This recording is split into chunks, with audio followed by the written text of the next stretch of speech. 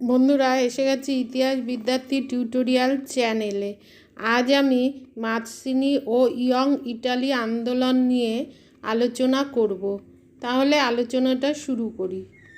আমরা জানি কি ইটালিতে বিদেশিদের শাসন ও দমন নীতির প্রতিবাদে কার্বোনারি আন্দোলন শুরু হয়েছিল, কিন্তু বেশ কয়েকটি কারণে তা ব্যর্থ হওয়ায় ইটালিতে নব্য ইটালি বা ইয়ং ইটালি দল গড়ে ওঠে।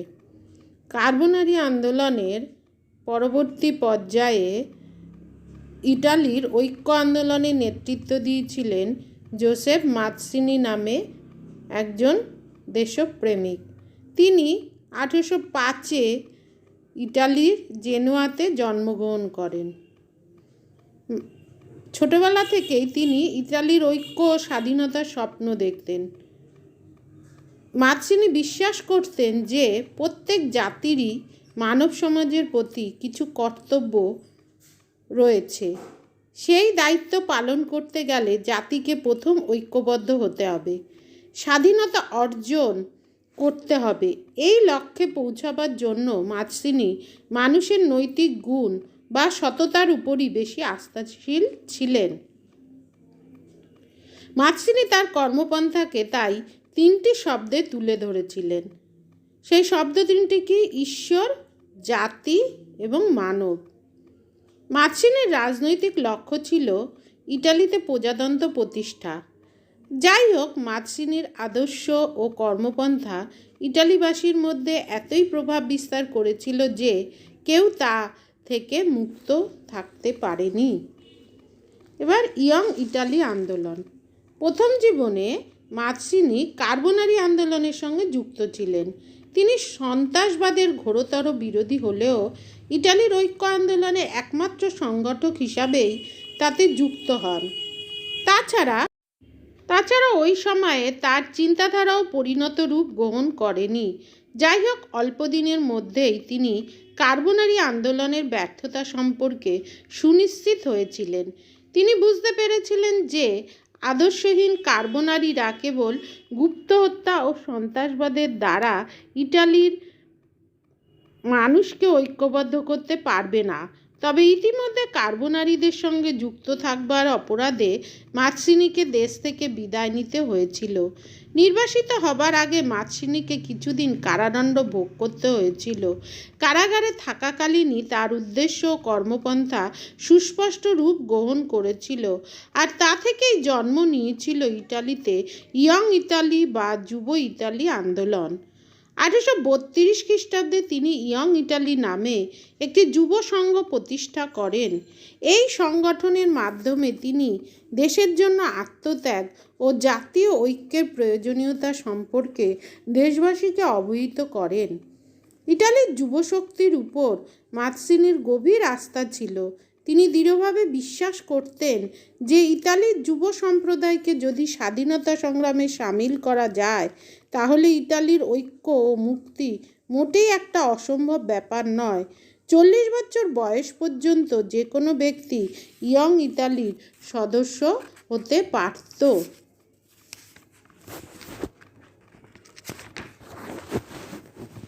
এরপর আন্দোলনের উদ্দেশ্য ও কর্মপন্থা।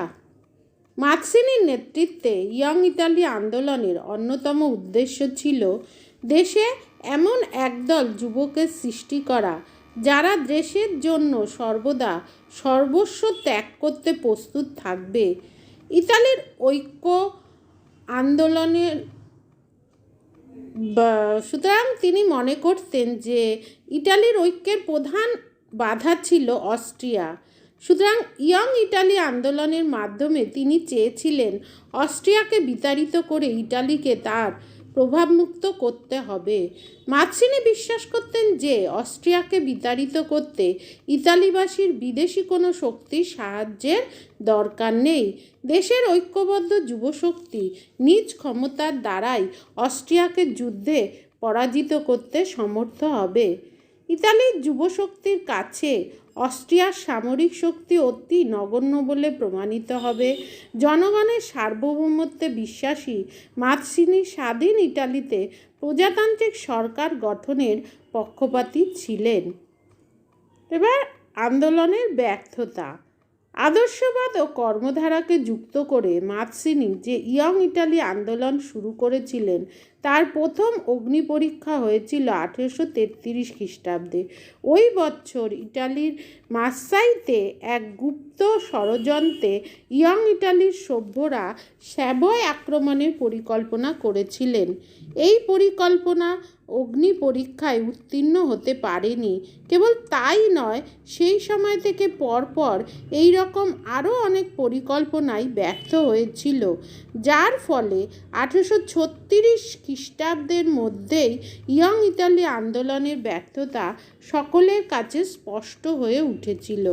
মাৎসিনি নিজেও পরের বছর অর্থাৎ 1837-এ ইংল্যান্ডে আশ্রয় নিয়েছিলেন।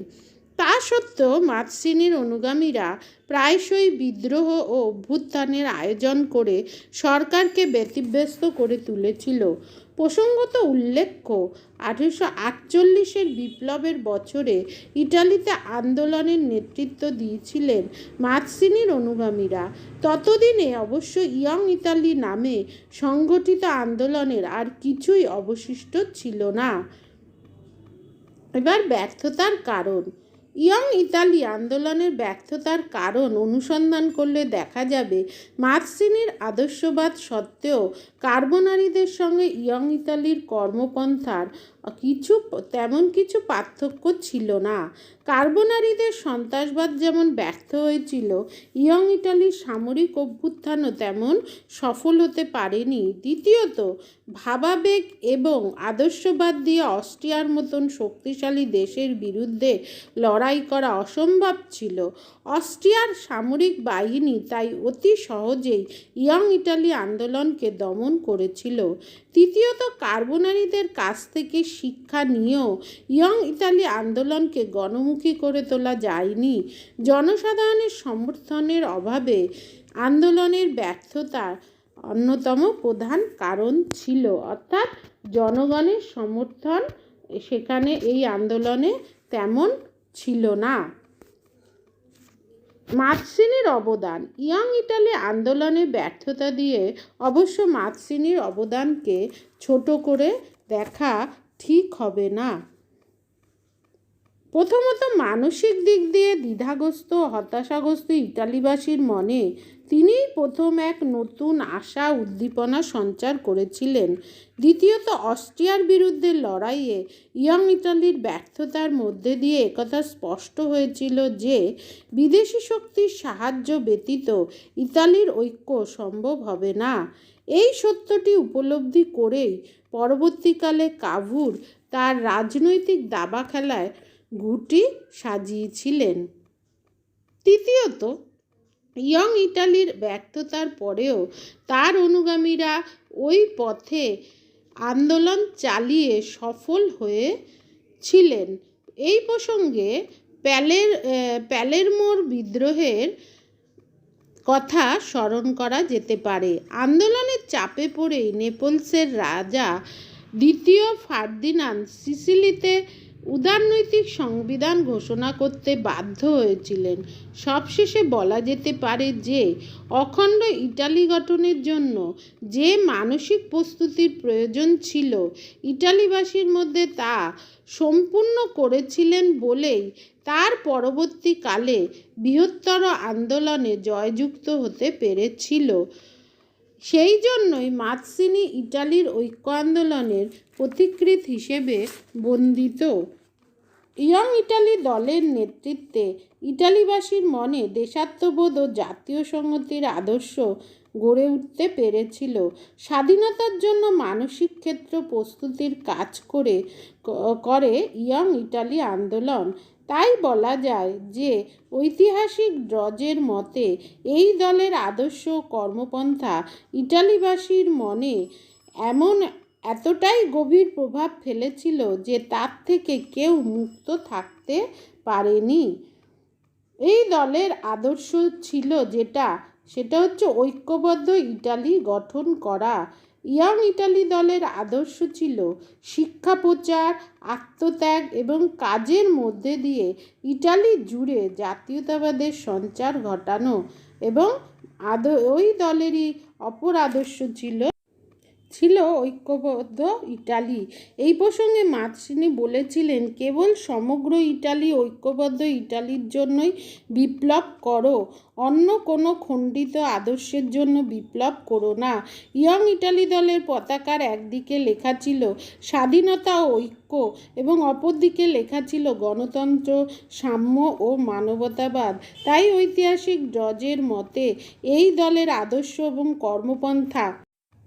কর্মপন্থা ইটালিবাসীর মনে এতটাই গভীর প্রভাব ফেলেছিল যে তার থেকে মুক্ত হতে পারেনি। তাই মাzziniর কাছে ইটালিবাসীরা অনেক ঋণী। তাদের ইতালির ঐক্যবদ্ধ আন্দোলনের পথিকৃৎ বলা যেতে পারে তাকে। তাই চ্যানেলটা অবশ্যই সাবস্ক্রাইব করো। দেখা হচ্ছে পরবর্তী ভিডিওতে। ভালো থেকো, সাবধানে থেকো।